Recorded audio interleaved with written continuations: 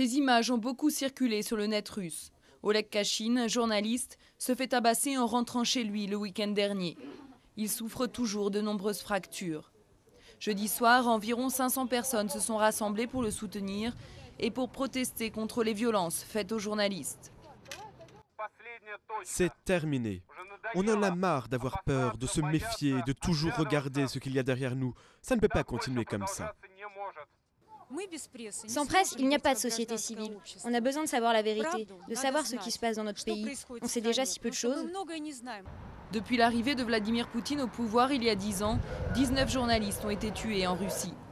Le plus lourd tribut, c'est ce journal d'opposition qui le paie, Novaya Gazeta, où travaillait notamment Anna Politkovskaya avant qu'elle ne se fasse assassiner en 2006. Ici, les journalistes savent qu'ils risquent parfois leur vie. Si on y pense tout le temps, on devient fou. Alors on essaye de travailler normalement. On ne peut pas toujours sortir avec un garde du corps ou avec une carabine sur soi. Il y a des sujets qu'il ne vaut mieux pas aborder en Russie. Le Caucase, la Tchétchénie et surtout tout ce qui est lié à la corruption. Les commanditaires de ces agressions peuvent être une organisation gouvernementale, un business illégal ou à moitié légal.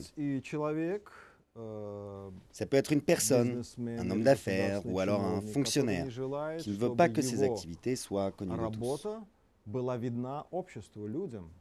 Les amis d'Oleg Kachine continuent de faire le piquet devant le siège de la police de Moscou.